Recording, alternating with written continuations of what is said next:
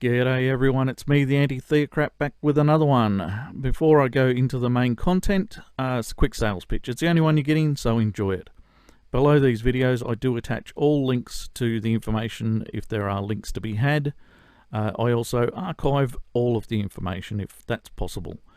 I also supply links to other platforms for my content and how to support me if you wish to do so. That'd be nice, but no requirement. That's it. That's my intro. That's my sales pitch. It's all I've got. It's all you're ever going to get. And now, on with the show. Alright, we'll try and get into this fairly quickly. Yes, I know I've been away for a while. Yes, it is a cold and horrible night. There is a heater running over my head. Yes, I have moved house and have a studio to build as of yet, but I'm not there, so I don't know if I'm getting to constant production as of yet. I will give it a go. We have something that came up that I thought was worth covering, and that's why I'm putting this effort in. I may have been exposed to harmful extremist content recently. All the terrors. I don't know how I'm going to cope. Violent groups try to manipulate your anger and disappointment. You can take action now to protect yourself and others. Get support from experts. Spot the signs, understand the dangers of extremism, and hear from people who've escaped violent groups. Get support. Well, luckily I'm a dutiful Facebook participant, and I not only hit get support, I recorded the whole process. So we're going to go through it, because I don't know how many people have actually looked at what's behind this. Now, we're going to try and read this in our best Facebook voice. So excuse me, clear the throat. Let's do this. This is going to be hard. What arguments do violent groups use to gain followers? Violent groups are very persuasive. They often use feelings of fear, anger and disappointment to further their cause and get others to join them. They may use arguments based on these feelings to convince you that violence is the solution, even when the facts prove that it is not. I'm sorry. I have problems right out here because, for a start, this came out really, really well timed to meet with Donald Trump's return to the platform, these big public meetings and so forth, and talking about issues that will be mentioned in this, and they have a very specific focus in this. It's disgusting how obvious this is. It's also very underhanded, and hopefully we'll cover that. But anyway, I just want to argue the point that violence is not the solution. I'd like to point out the English Revolutionary Wars, which ended up changing the English system of politics forever, really. The French, which really changed the French people. They became a more driven, more revolutionary people. Anytime anything they don't like goes on, they get out in the street and protest. The Russian Soviets came about by revolution. The Chinese, the Maoists. These might not be lasting things in these two cases, but definitely violence was a solution for them that served them well. So I don't understand where this idea that violence is not the solution came from. Sure, if it's just you and the world's against you, you're going to go down badly. If your revolution doesn't succeed, it's not going to work out well for you. But where do you get these facts that violence is not necessarily the solution? It'd be nice if we could live in a world that didn't require violence. I just think this is a bit of an overstatement of position. Anyway, understanding common arguments. Remember, people have lost friends, family members and jobs because they were manipulated into joining violent extremist groups. You can protect yourself and those you love by recognizing and better understanding some of their main talking points. Yeah, people have lost family, friends, family members and jobs just for having the wrong political viewpoint.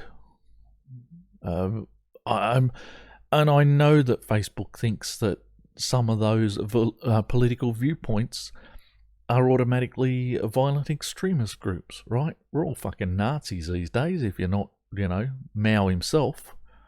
I'm not sure I buy this shit, really. I know who's talking to me. I know this is just crap. Anyway. Violence is the only way to achieve change. How many groups who aren't communists say that? Seriously.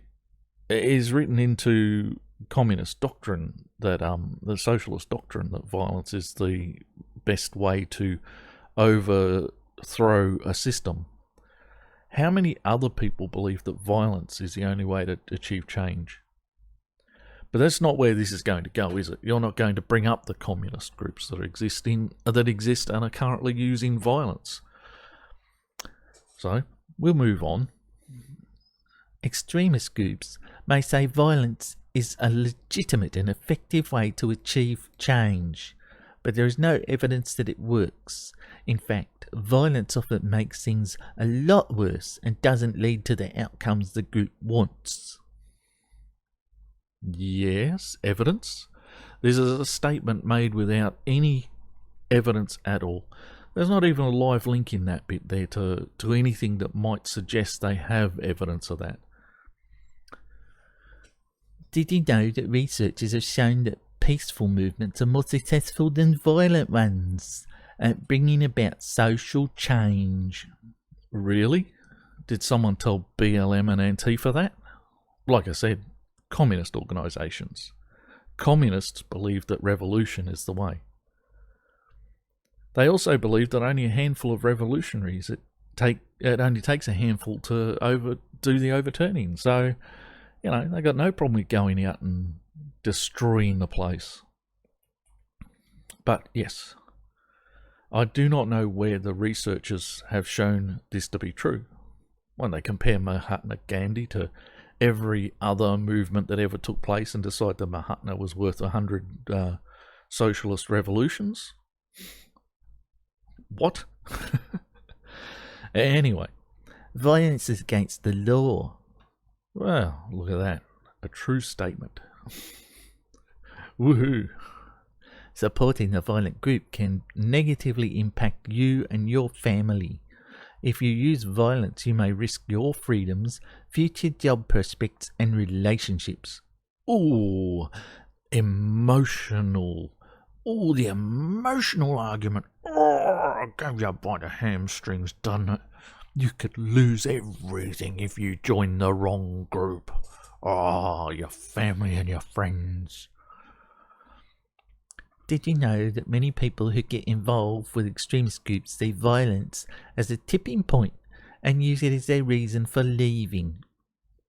Well, that would seem to me to be a positive then, wouldn't it? If people don't like these violent groups, and when they come to realise that, they leave, what's your problem? What are you trying to tell me here? For fuck's sake. For example, Frankie was a white supremacist. Oh, God. Yes. We've got a link here to something, and I'm sure it's a very interesting story, and I did not go to the link. I have no care to go for the link because, look, I've been an atheist all my life. I've listened to born-again Christians since the time born-again Christianity came to life. I've watched born-again Christians say, oh, I used to be an atheist. I used to do horrible things. I used to believe horrible things.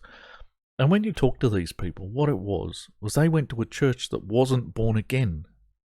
And they didn't quite believe as strongly as they do now. And so they must have been atheists. Frankie was probably just a retarded cunt who joined a fucking plastic model club or one of them card battle games or something. I don't fucking know. And probably thought he was a white supremacist after becoming born again. Probably never thought of white supremacy before he was born again. So anyway, who decided to leave an extremist group once he saw the violence these groups used to hurt others, including children. Oh, again with the emotional thing. Oh, I got chopped by the hamstrings. All we needed there was including women and children, and we'd have had you. Oh, no fucking hope of leaving. Now, you're not joining any white supremacist groups because they could hurt the kiddies. Minorities are destroying the country. Yeah, I'm not sure how many people are involved in saying that sort of thing. I think there are minority movements doing a great deal of harm, destroying the country. I don't know. I guess, look, I know you're going to make clear that this is an American perspective, and I'm an Australian, and you sent this information to me. You posted this on my Facebook several times. Several times I replied to this telling you were the danger. And it's an American perspective on life, the universe, and everything. It fucking has nothing to do with me or my life or my nation. So, I don't think there are people in my country necessarily, a handful, certainly no violent organisations, who are claiming that minorities are destroying the country. I'm not even sure there are organisations in the US claiming that.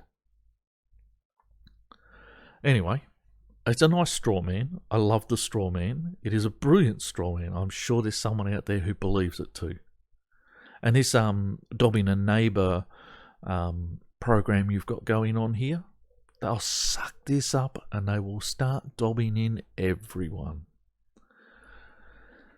Some violent extremist groups wrongly say that the United States, see, US-centric, to succeed, its citizens should be of one culture. However, there are amazing benefits to diversity, and minority groups like immigrants contribute a great deal to American society. Do they? You haven't given us any links. You haven't given us any substance with which to believe this. I think you've strawmanned the idea of one culture. I think the idea of one culture doesn't mean everyone thinks alike. I think it means there should be one undefined principle or one underlying defining set of principles by which everyone can communicate. So in America it might be your written constitution would be the grounds by which the American people start to communicate with one another. Now, do they have to have the same religion? Do they have to have the same political viewpoints? Do they have to have a million other things in common? Not necessarily. If you understand the basic tenets of the culture you live in, then you have a place with which to communicate with people who eat different foods to you. I don't think when people are saying one culture, they mean necessarily same thing. You do, but I don't think they do. Now, what are these benefits? Because you've shown nothing. You really haven't. They contribute a great deal to American society. Like what? Right, individuals bring things with them normally, but they can also bring things that are negative. They can bring things that are just totally neutral. So you're assuming that every immigrant that comes to the country with this statement brings a great deal to American society. And I just find that staggeringly fucking unbelievable. That is just ridiculously so. For founding fathers like Thomas Jefferson and George Washington, they never founded the Australian Federation, the Federation of States. They had nothing to do with us. I do not give a flying fuck what they say, right? But I'm going to go over this because I know how fucking wrong this quote is. It was a source of pride and patriotism that some people from other countries wanted to immigrate to America. For example, Washington once wrote, "I had always hoped that this land might become a safe and agreeable asylum to the virtuous and persecuted part of mankind, to whatever nation they might belong. Yes, this doesn't say what you think it says, right? What this is about, that's right. It actually says at the start, source of pride and patriotism.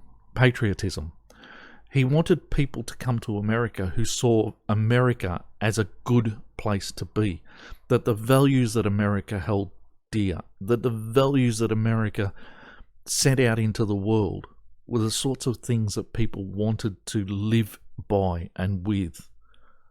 So he wasn't saying, come here and make it the shithole you came from. He was saying, come here and live how we think is great. You think this is about people just coming over and making a shithole. This is not what that quote says at all. Hate groups oversimplify problems by blaming them on one group of people. Some groups claim the problem is immigrants, while others claim it's Jews, the black community, and other groups. Yeah. We know where you're targeting this one. Although why you went to the Jews, I do not know. I know you think this is a white supremacist issue. You think that anyone targeting the Jews is probably a Nazi. But where does that leave us with our communist groups? Because communists have never been friendly to the Jews. The groups BLM and Antifa, the feminist movement, all have their footing in communism or have been used by communists to build their base. In the case of feminism, I'm guessing there was a women's movement before the communists took over, but yes, it became a communist movement. BLM, outright run by communists. Antifa was started by the communists in Germany during the Nazi period, by the Soviets. So, these people are not friendly to the Jews. Now, why you had to say the black community? Because who in the fuck thinks the black... In America, seriously, in America, who thinks the black community is bringing down the country? The black community is too busy bringing itself down. It doesn't need to be bringing anyone else down. It doesn't... Oh, bloody hell. Look, there's just... You are oversimplifying the problem, right? Facebook, this is you oversimplifying the problem. Did you know that immigration is linked to decreases in violent crime over the last 50 years?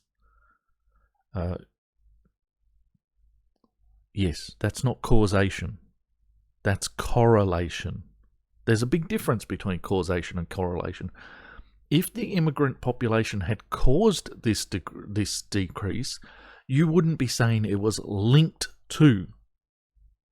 Right?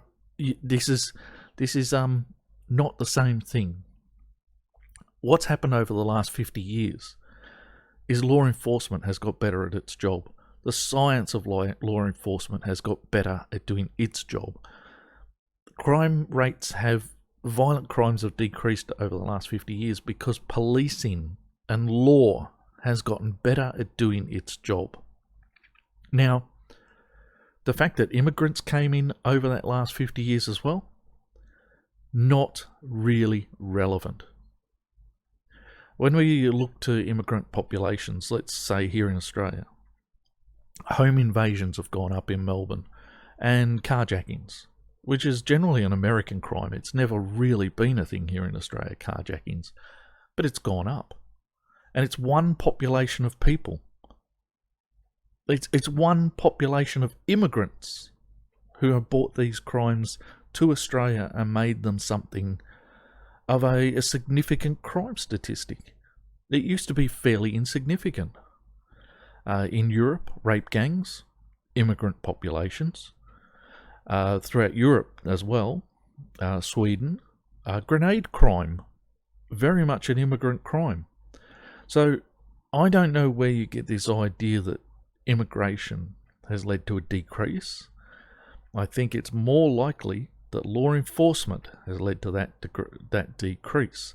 And I think, given what's happened in the last few months in America, with law enforcement backing away in some places and we're watching them burn, we can definitely say that the only thing that was keeping violent crime from happening wasn't your immigrants. It was policing. Conspiracy theories about Jewish people were created by Russian secret police in the earlier 20th century, when they were used by Nazi Germany and the Islamic Republic of Iran to justify violence towards Jews. I think we can look further back than that. I think we can look to Jewish persecution going back to the Islamic religion. Not just Iran, but the religion itself says that there must be a war with the Jews in order to bring about the end times that they seek. Because everyone fucking wants an end times, right? But you can't tell me that the Russian secret police in the early 20th century started the conspiracy theories about Jewish people. There have been a lot over a very long time. Now, the Russian secret police did persecute the Jewish people. It brings us back to a couple of groups that we've mentioned, doesn't it? The communist-backed groups, or the socialist groups of BLM, Antifa, and feminism. All right, these are not groups friendly to Jewish people. Anyway, I don't know why you think that the Russian secret police were behind Nazi Germany. I think that this whole discussion of issues with the Jewish people doesn't necessarily come out of Russia. The Russian secret police may have used it, but I think this was just a general discussion amongst a great many intellectuals at the time, many of who, when the war came about, had to rethink their position because obviously there were other issues at stake. I also don't know why the Islamic Republic of Iran's been singled out here, because Jewish people have had to run from all across the Arab world. Why the fuck did you pick out that one nation? What were you trying to do with that? I don't know. I don't know what Facebook has against Iran. Did Iran ban Facebook recently? I know a few countries have had problems with social media recently. Did Iran ban Facebook? Or are they looking to do so? Because I can't think why you selected the Islamic Republic of Iran amongst all of the things you selected. Did you know that Jewish people account for only 0.2% of the global population, do not exercise any more power or control than any other group? Well, yeah. And I'm not worried about it anyway. What the fuck are you making an issue of it for is the problem. I just don't give a fuck, okay? It's about 0.2% of the population who are those people at the top who run the world, who hold all the world's wealth. Who cares? What am I going to do about it? What are you going to do about it? Are you saying that we have to leave them all alone, or are you saying these are the people we should go after? I don't know. What are you trying to incite here, Facebook? I mean, did you just become pro-Jewish? Because I've never known you to be pro-Jewish before. Hateful statements like the ones above are false and often oversimplified. They are used by violent extremists to manipulate their followers. Learn more about how to prevent radicalization. Thank you, Facebook, for thinking that I need you to tell me, someone who is well past voting age, how to prevent radicalization, right? I'm not sure you have a grip on that myself. I think, if anything, you're the people who are radicalising other people. I really do. Anyway, did you really just say that it's a false statement that only 0.2% of the global population is Jewish and they don't have any more control than other groups?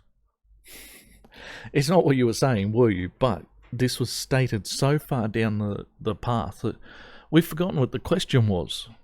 We've forgotten what the statement that we're supposed to be refuting was. So what this looks like is you've just refuted any of these points that we can see, including the one about the Jewish population. Apparently you might be citing violence against them. Bloody hell. We have partnered with Life After Hate, a non-profit that provides support to anyone who wants to leave hate behind and solve problems in non-violent ways. You can reach out to Life After Hate confidentially. Now, I got a feeling I never want to involve myself with any group called Life After Hate. I have a feeling that this is not going to be the group you think it's going to be. It's going to be like a man going to a domestic violence hotline and saying, my wife's been hitting me with the fry pan. You are going to get sent to a service that tells you that you caused the problems, and why did you cause them, how did you cause them, and go to this behaviour modifying workshop that's going to try and feminize you. That's how I feel about something called Life After Hate promoted by Facebook. It's the rape blame, group. The your skirt was too short group. You ended up this way because your skirt was too short. How dare you? Brought this upon yourself. Anyway, keeping Facebook a safe place. Facebook is committed to preventing violence and discrimination, to keep others safe. Serious threats of violence as well as hate and terrorist groups aren't allowed on Facebook. We're looking carefully at content, pages, profiles and groups, and also work with law enforcement if we think there might be real risk of harm. I would suggest that preventing violence and discrimination is actually police work, not Facebook's work. I think keeping people safe is, again, not Facebook's work. I think if there are serious threats of violence, of hate and of terrorist groups, and I hate, I think it's a terrible law to have anything written about. But anyway, if there was violence and terrorist groups, again, these are things that you can report to the police. This is not Facebook's business. No, Facebook has no need to shut down anything that is not illegal. That's how the stance should be. If nobody's breaking a law, then Facebook should keep its fucking nose out of their business. But Facebook's taken itself on to be the world police, replacing the USA, who seem to be employing a pansy military anyway, so maybe we needed Facebook to be our police. I'm just wondering how all the Facebook fact checkers would go if the Russians they love the Russians, so I wonder how they'd go if the Russians invaded tomorrow, and yeah, they'd all be out there saying, no, go to Life After Hate, it's confidential. Fucking hell. Anyway, learn more about how Facebook keeps all users safe in Facebook's community standards. Sorry, I broke character a couple of times there. Anyway, was this helpful? And of course, I, being the diligent Facebook user that I am, I said, wait for it, no. It wasn't helpful at all. And I ticked other. And other brought me to this. Can you say more Bear in mind that this form is for feedback only and you won't receive a reply. Please don't include personal information about you or someone else. Learn more about how to report something to Facebook. Yes, dobbing a neighbour. Yeah, the Stasi. The Facebook Stasi. Yeah. So anyway, I did fill this out. And it is in the video, but I'm not going to play it for you because I don't think we need to go there. But yeah, I did fill it out, and I told Facebook that they were the problem, that I thought they were the ones who were in fact causing half of the problems. I've now had to let them know that 3 times, because 3 times this warning has popped up on my screen, and I've diligently gone ahead and done my duty of giving them my feedback. So yes, and now this video. That's it. I'm going to quit now. I hope you've enjoyed it. I know it was a bit haphazard, but it was a really fucking difficult document to read, let alone to work through. It was just so all over the place. And it threw sort of half-truths at you and then strung a load of bullshit on the end of it, and making it hard to tear apart the truth from the bullshit. So anyway, I have been the Anti-Theocrat. This has been another one of those things that I do, and I will see you in the next one. May your gods remain fictional. And that's it. I've had enough. I'm going. I do not want to do this anymore. I've had enough of this. I'm out of here. I've been the Anti-Theocrat. May your gods remain fictional, and I will see you in the next one. Until then, have fun.